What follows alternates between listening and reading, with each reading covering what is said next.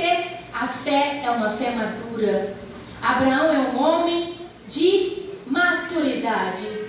E eu entendo que sem maturidade nós não vamos viver grandes experiências com Deus. Nós precisamos ser crentes maduros, com uma fé madura, acreditando no invisível mesmo, acreditando no que é loucura para os outros mesmo, porque é assim que a nossa fé vai aumentar, é assim que nós vamos agradar o coração de Deus.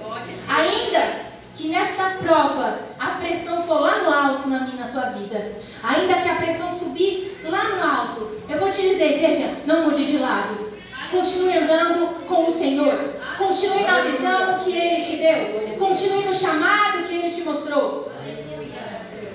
Ele mostrou para Abraão, não mostrou para mais ninguém. E Abraão seguiu firme e forte. Eu acredito que se houve perguntas no meio do percurso pelos servos dele, por Isaac, Abraão não respondeu. Abraão não se deixou titubear, não se deixou duvidar daquilo que Deus requeria dele. E ele foi porque Abraão tinha uma fé madura. Como que está a minha fé, a tua fé? Você consegue entender como está a tua fé? Se Deus colocar uma prova hoje na tua vida, daquilo que dói, daquilo que machuca, qual será a nossa reação? Então Abraão anda por 3 dias amargurado, mas cheio de fé. E a Bíblia diz que quando ele chega, no versículo 7, Abraão chega, versículo 7, ele chega no Monte Moriá. E quando ele chega no Monte Moriá, ainda não tinha o cordeiro. O cordeiro lá ainda era Isaac. E o que isso nos ensina? Por que ainda não tinha o cordeiro? Já cheguei no monte. Se na verdade Deus não queria fazer esse sacrifício de Isaac, cadê o cordeiro no monte? O cordeiro ainda não estava lá, porque ainda não era tempo. Aleluia! Entenda em nome de Jesus que muitas vezes o Senhor vai nos levar ao extremo, o Senhor vai nos levar ao limite da nossa capacidade, mas não excederá a tua capacidade de suportar. Glória a Deus. Por que Deus não deu o cordeiro ali? Porque Abraão ainda precisava levantar o altar. Abraão ainda precisava colocar Isaac deitado sobre o altar. Abraão ainda precisava amarrar o teu filho, pegar o cutelo e ficar na espreita, na posição de sacrifício. Abraão precisava chegar no limite da sua coragem. Abraão precisava chegar no limite da sua fé. Abraão precisava viver esse momento para entender o Deus Jeová Jireh que ele servia. O Senhor não permitiu ele fazer algo antes. O Senhor não proveu o cordeiro antes, porque não era tempo. Se está difícil, se a pressão está aumentando, aguenta mais um pouquinho, porque ainda não é tempo da provisão. Deus não te trouxe, Deus não te deixou chegar onde você chegou até hoje para deixar você morrer ali. Deus não permitiu Abraão chegar ali no Monte Moriá, deitar Isaac sobre o holocausto, para que ele perdesse Isaac ali. Nós sabemos, entendemos, lemos a palavra, mas Deus proveu no limite de Abraão. Aleluia. Deus muitas vezes, preste atenção, pode nos chegar a esse extremo da nossa fé, mas é no extremo da fé que a gente vai adquirir frutos, sabedoria, maturidade para suportar o que vem por aí. Deus trabalha em nós primeiro, para depois trabalhar ao redor da nossa vida, com os frutos, com as bênçãos ao nosso redor. Dias difíceis estão vindo sobre a igreja. O Senhor, com certeza, não tenho dúvidas, vai provar muitos de nós, para que chegamos à estatura do varão perfeito, na maturidade, na fé. Então essa prova não veio para te derrubar, essa prova não está aí instalada na tua vida para te fazer destruir, para tirar algo de você. O Senhor não quer tirar nada de nós. O Senhor quer nos abençoar. Lembra da mulher do fluxo de sangue? O limite daquela mulher, ela chega se arrastando no meio de uma multidão. Como que ela pode se arrastar no meio de uma multidão? água, morre pisoteada. Pois essa mulher teve que chegar no seu limite da humilhação, da força, da coragem e de ter fé, que só tocando nas vestes de Jesus ela seria curada. Lembram-se da viúva de Naim? A viúva estava levando o cortejo fúnebre de quem? Do seu próprio filho. Mas ela já tinha perdido o seu marido. Foi luto em cima de luto na vida dessa mulher. O Senhor permite um limite máximo, um nível máximo, para provar a fé, para que receba então um milagre. Mas o Senhor não faz isso à toa, não é em vão. No verso 8, disse Abraão: Deus proverá para si o cordeiro, porque Isaac fala: pai, cadê o carneiro aqui para a gente sacrificar? E Abraão fala assim: Deus proverá. Sabe o que Abraão entendeu? Nós precisamos entender: Deus é a fonte. Deus é a fonte de toda provisão. Deus é a fonte dessa escassez que hoje está na tua vida e na minha. Deus é a fonte da nossa necessidade. Deus é a fonte, Deus é o provedor daquilo que hoje nós ansiamos, oramos e clamamos. Nós precisamos entender como Abraão entendeu, que Deus é a fonte. É a fonte das águas vivas. É a fonte que vai trazer para nós aquilo que nós precisamos. É a fonte que vai nos livrar. É a fonte que vai trazer provisão na hora da morte. Essa é a crença, a nossa fé, que tudo vem dele. Igreja, uma frase que o Senhor me disse: não confie em seus próprios recursos. Deus é a fonte. O que você tem orado, o que você tem necessitado, e você está esperando o patrão se mover, você está esperando alguém se mover a teu favor, você está esperando de alguém, não é de pessoas, não é de fonte financeira, não é de decisão lá dentro de uma prefeitura, dentro de um fórum. O que você precisa é reconhecer a tua fonte. A fonte da provisão é Deus. É o Jeová Jireh. Ele é a nossa fonte. Busque alternativas, sim. Faça o que for necessário na terra, faça. Mas a tua esperança tem que estar no Deus provedor. É nisso que a gente peca. A gente põe a nossa esperança. Se o Davi tivesse que me dar algo, eu estava aqui orando: Davi, Senhor, faça com que Davi me dê, com que o Davi me dê. Eu estou esperando do Davi, não é dele. Todo mover, toda provisão, toda fonte de tudo que precisamos é do Senhor. E Ele quer que a gente entenda isso, como Abraão entendeu. No versículo 8 que foi lido, que Abraão diz: Deus proverá, meu filho, o cordeiro para o holocausto. Tem um ponto final e o versículo continua assim: assim caminharam ambos juntos. Sabe para onde eles caminharam? Sabe onde Abraão e Isaac agora caminham sozinhos? Os servos ficaram para trás. Um pega a lenha, um pega a corda e vão subindo o monte, caminhando. Que caminhada é essa? Que caminho é esse? É o caminho da obediência. É o caminho do comprometimento com a palavra de Deus. Sabe quem recebe a provisão do Senhor? É aquele que caminha comprometido com o que Ele prega, com o que Ele fala. É aquele que caminha comprometido, fiel a quem é Deus na tua vida. Porque hora ou outra do nosso dia nós queremos ser infiéis com Deus. Hora ou outra nos é causada uma tentação para que a gente não sustente Jesus na nossa vida. Hora ou outra, nós vamos nos deparar com aquilo que vai nos tirar do foco. Então nós precisamos entender que o caminho da providência é o caminho da obediência. Caminho de providência, caminho da obediência. Eu quero a providência, mas eu não quero andar em obediência. Esquece a providência. Eu quero a providência, mas não quero andar em fidelidade. Esquece a providência. Eu quero a providência, mas não ouço o que Deus me fala. O Espírito aqui está gritando dentro de você, e você não ouve, não anda segundo a direção do Espírito Santo. Esquece a providência. Não reclama com Deus que a providência não chegou. Nós não podemos ser hipócritas nesse ponto, queridos. E eu falo comigo, a palavra é pregada primeiro no meu coração. Como que eu quero algo de Deus se eu não dou para Deus aquilo que Ele requer de mim? Não espere providência quando não tem obediência. Essa é a palavra de Deus. Se comprometa com aquilo que é importante, não para você, mas se comprometa com aquilo que é importante para Deus. Você vai ver como as coisas vão andar. Glória a Deus, é verdade. Para Deus, o que é importante? Almas. Se comprometa com almas. Vai lá fazer aquela visita que você está incomodado para fazer. Vai sim.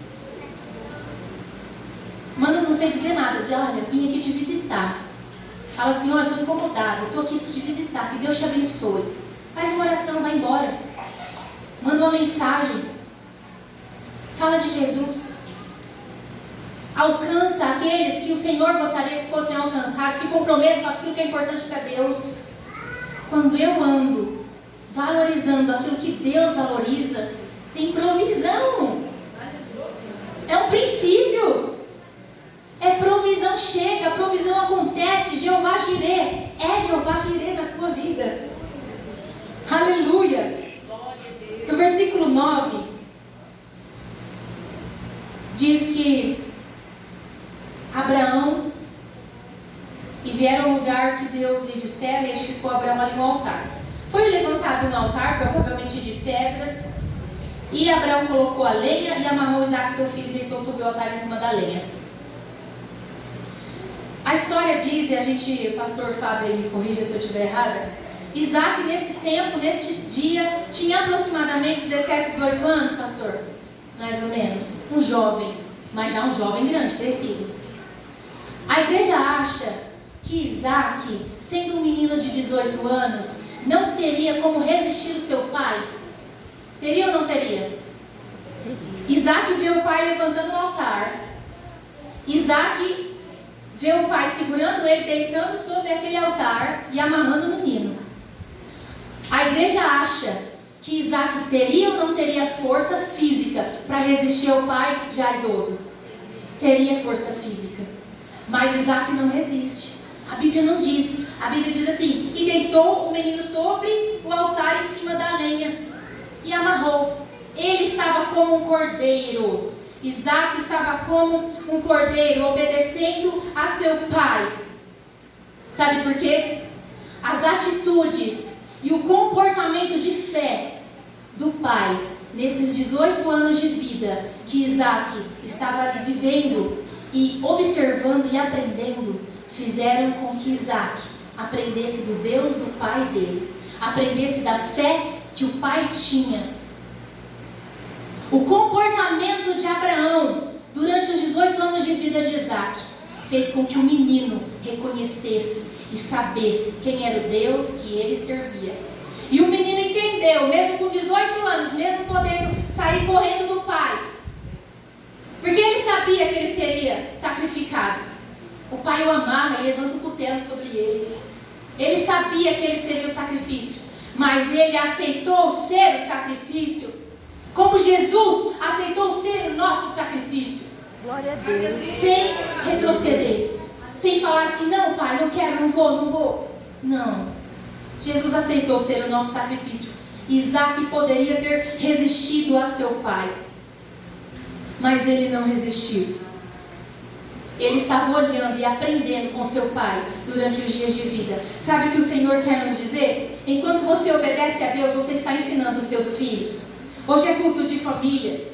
Hoje é culto de família, não adianta nada nós pregarmos o que não é verdade nesse altar. A verdade é que o teu filho vai imitar o teu comportamento. O teu filho não vai imitar as tuas palavras. O teu filho não vai obedecer o que você fala, o que eu falo. Meus filhos vão obedecer o que eu faço. Meus filhos vão copiar as minhas atitudes. A mesma fé que Abraão teve na hora que recebeu a palavra de Deus, de levantar de madrugada e seguir o caminho que Deus manda, Isaque teve de deitar sobre aquele altar e falar: me sacrifica, meu pai, se essa é a vontade de Deus. Aleluia. E sabe o que me veio um grande temor no meu coração? Eu temo o que os nossos filhos estão aprendendo conosco. Eu temo pelo meu lar, pelo teu lar, sobre o que os nossos filhos estão aprendendo com o nosso comportamento diante de Cristo Jesus.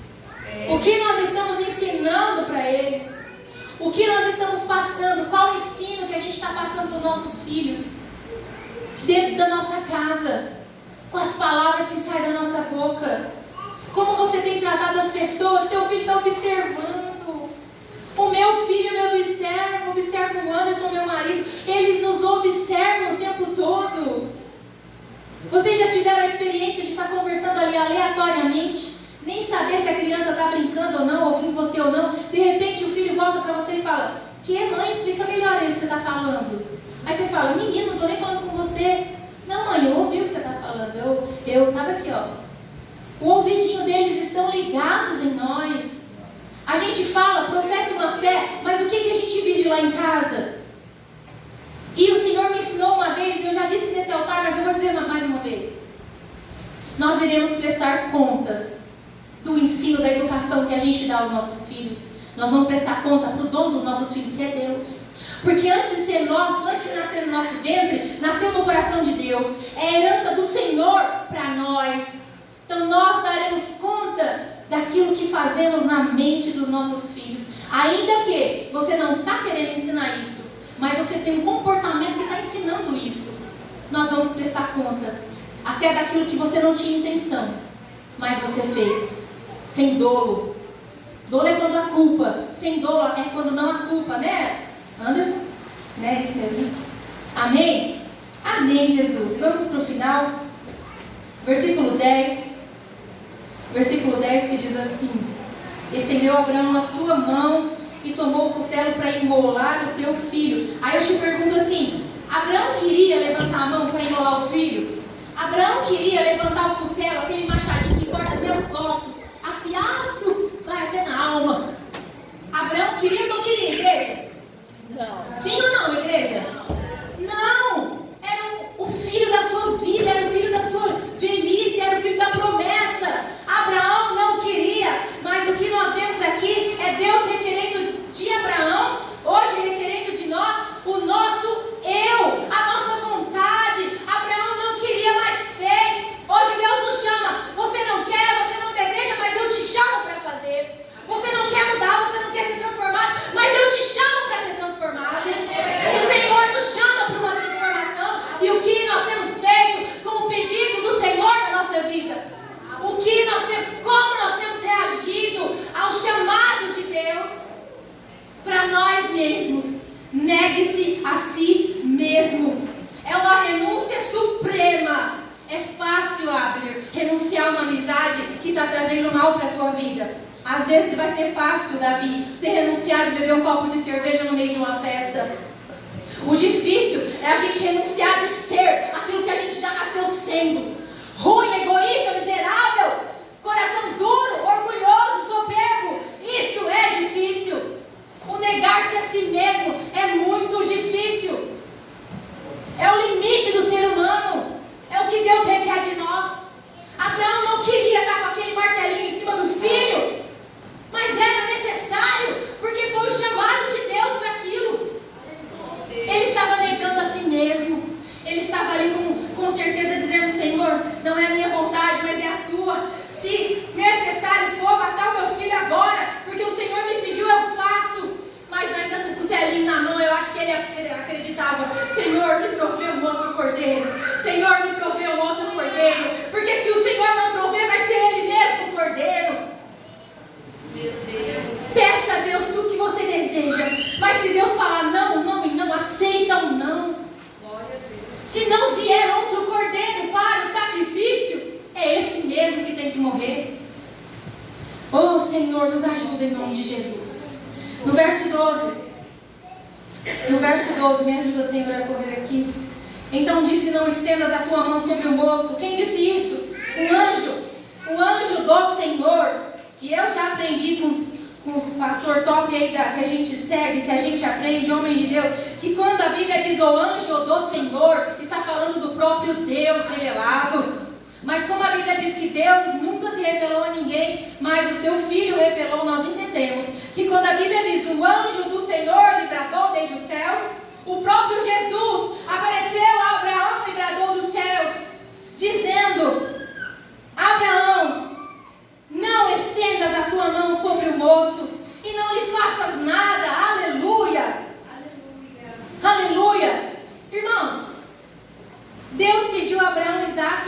quê? Sacrifica teu filho lá no Monte Moriá. Deus detalhe tudo, Abraão seguiu o caminho e foi fazer, amém? Mas quando chega no local, na hora, Abraão já tinha preparado tudo, põe Isaac em cima do altar, amarra, está com o cutelo na mão, aparece um anjo do Senhor dizendo, não mate Isaac. Aí eu te pergunto, Deus queria sacrificar Isaac? Não! Deus não quer sacrificar Isaac para matar Isaac. O que Deus queria então? Por que Deus permite coisas acontecerem em nossa vida que parece que está destruindo os nossos sonhos? Por que Deus permite acontecer e chegar nesse limite que parece que está tudo indo por água abaixo? Aleluia, a gente ainda fala assim, se não chegar no fundo do poço, não tem como subir, né? Porque no fundo do poço você pega força, dá uma força assim. Quem já mergulhou numa piscina funda foi até o fundo, pegou, como é que chama isso aqui? Impulso. E subiu de novo para a superfície. Parece que Deus permite que a gente chegue lá no fundo para subir de impulso, né? Parece que Deus faz isso. Mas por que então que Deus requereu o sacrifício de Isaac? Se não era Isaac que Deus queria? Porque se Deus quisesse mesmo, teria mesmo matado. Abraão teria mesmo, descido a machadinha. Teria ou não teria? Mas a parte B desse versículo 12 nos revela o que Deus queria então. Aí o anjo diz assim, porquanto agora sei que temes a Deus e não me negaste o teu filho, o teu único filho. O que Deus queria então? Se Deus não queria Isaac, só tinha outra pessoa ali para Deus estar chamando a atenção. Deus queria Abraão de volta. Aleluia. Tem vezes e tem horas que Deus nem sempre está tocando em algo ou em alguém na nossa vida, que é porque Deus quer o algo ou alguém que Ele está tocando. Mas Deus está querendo o coração daquele que está sofrendo com algo que Ele está tocando. Aleluia. Deus pode tocar em alguém ou em áreas da tua vida. Deus pode tocar em circunstâncias que para você vai ser doído, mas não é porque Deus quer destruir aquilo, não é porque Deus quer tirar um bem, algo financeiro da tua casa, não é porque Deus quer te enfermar, não é porque Deus quer que essa doença seja para você morrer, mas é porque Deus quer você. Deus vai tocar o mais profundo na pessoa ou em algo que você mais ama. Não porque Ele quer nos tirar aquilo, mas porque Ele nos quer de volta. Glória a Deus, aleluia. Aleluia. Se verdadeiramente Abraão, desde que nasceu Isaac, nunca mais tivesse sacrificado a Deus, nós entendemos bem esse versículo. Não sei se isso é real ou não, mas o Senhor toca em Isaac para tocar na verdade em Abraão. Aleluia. Mas se for preciso, Ele toca. Se for preciso, Ele vai tirar. Se for preciso, Ele destrói. Se for preciso, Ele arranca da minha e da tua vida. Se for preciso, Ele faz o que for necessário fazer para nos ter de volta. Deus não se importa que as coisas se vão. Deus não se importa que perdemos amizades. Deus não se importa que deixam de nos convidar para certas ocasiões.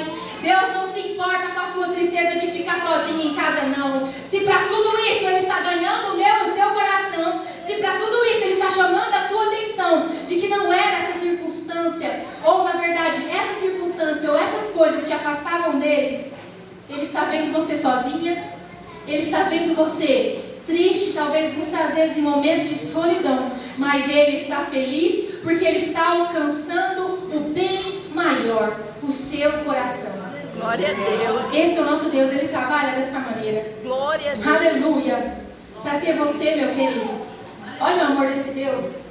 Para ter eu e você, para ter a gente com o coração conectado nele, amando a sua palavra, amando o tempo de intimidade com Ele, para nos ter vivendo uma vida dessa, o Senhor vai tocar e vai doer em muitos. O Senhor vai tocar em coisas, em situações para nos chamar a atenção. Então, peça o discernimento do Senhor para que a gente possa despertar rápido naquilo que Ele está querendo falar conosco, para que a gente não se demore neste lugar, que não é fácil quando Deus está tocando e provando a nossa vida, né? Para finalizar agora, versículo 13. versículo 13, que diz assim: então levantou Abraão seus olhos e olhou, e eis um cordeiro por detrás dele, travado pelas suas pontas no mato. O chifre do carneiro estava enrolado no mato e estava preso ali. O carneiro começou a berrar. Quando Abraão levanta os olhos, Abraão vê o cordeiro. Abraão vê a provisão que precisa naquele momento. Ele está assim, ó, com o machadinho aqui em cima, pronto para enrolar Isaac. E Abraão fala: glória a Deus, o Senhor proveu o cordeiro. Aleluia! O Senhor proveu. Quando a tua fé se manifestar em obediência, haverá providência. Glória a Deus! Aleluia! Glória a Jesus! Entrega no altar hoje tudo aquilo que Ele está requerendo de você. Eu entrego aquilo que Ele está requerendo de mim. E nós vamos viver o sobrenatural. Nós vamos achar a verdadeira vida quando a gente entregar no altar, quando a gente liberar para Deus aquilo que Ele vem provando na nossa vida para alcançar o nosso coração. Louvado seja o nome do Senhor. Convido a Marta para fazer um louvor aqui.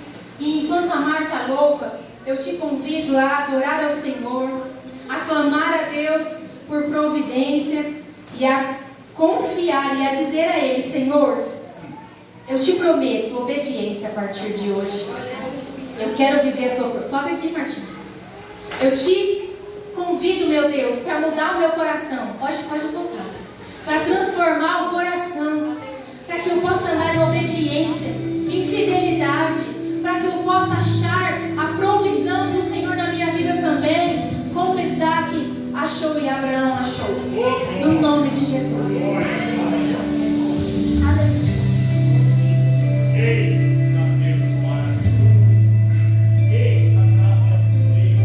Pode ficar de pé. Pode ficar de pé. Entrega tudo no altar agora. Quem quiser oração, vem pra frente. Pode vir.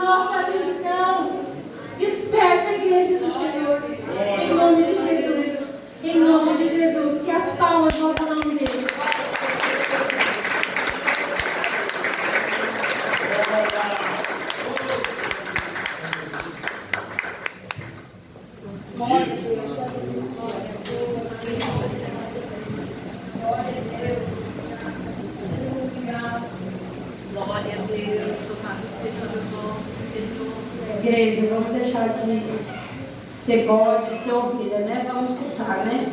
Porque está falando, o Espírito de Deus está falando, a gente está teimando. Enquanto a gente não entregar